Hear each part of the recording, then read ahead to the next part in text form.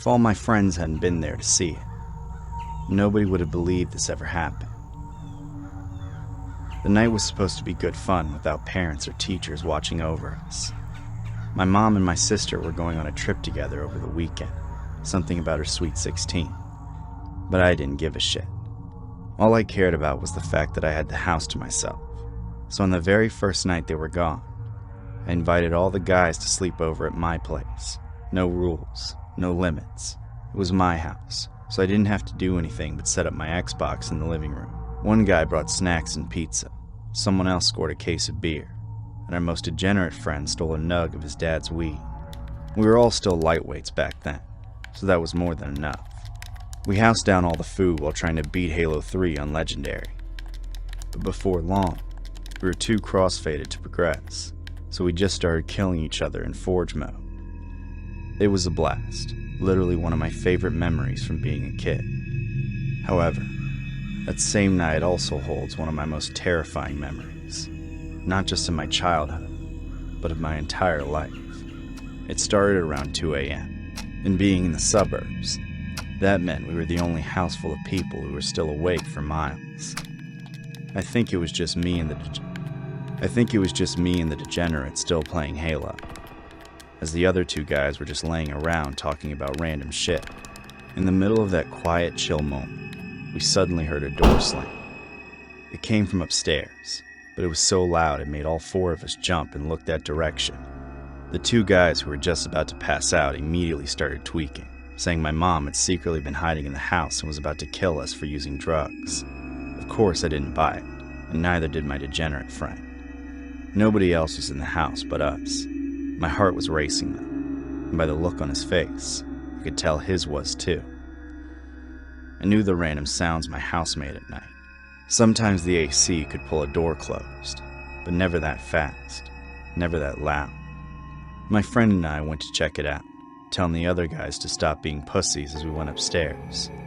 There were only 3 doors up there: my bedroom, my sister's bedroom, and our shared bathroom. My bedroom and the bathroom were open, but my sister's door was closed. It had been that way since she left. I never wanted to go in there, but something was telling me it had been open and then slammed shut again. After taking a quick peek into the other rooms to make sure they were clear, we went to her door and slowly pushed it open. When we flicked the lights on, I didn't notice anything at first. I was looking for a person, maybe even an animal, something that might move and attack us. But what I saw then was different. All over my sister's desk and vanity mirror, there was blood. Fresh, bright red blood, looking almost like it was still dripping. Not knowing what to make of it, I tried calling my sister to see if she had left it like that for some reason. She didn't pick it up though. Neither did my mom when I tried to call her. They must have been asleep, since it was the middle of the night, but that left us with no explanation. We went back downstairs, leaving the hallway light on for peace of mind. The other guys went pale and wide-eyed when we told them what we saw. They started throwing out crazy ideas like demons and ghosts, but I figured they were just being dumb because they were high. I was trying to convince them, and myself, that there had to have been some kind of makeup or hairspray explosion, not a slamming door at all. I was confident nothing else would happen, and I nearly got everyone to chill out. But then, in the middle of our debate, something else happened. Without warning, the upstairs hallway light blew out. It didn't just burn out, it popped, spewing shards of glass like a grenade. The upstairs hallway was engulfed in darkness again, and that abyss looming over our heads, along with the sudden explosion, sent all my friends running out of the house. I didn't want to be alone in there, so I followed them into the front yard.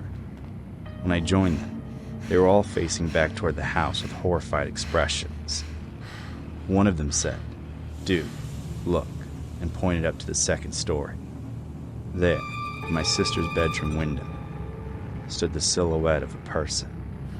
They were unrecognizable, yet they had been in the room with me and my friend, in the house with all of us, while we were completely unaware for hours. We had no choice but to call the police.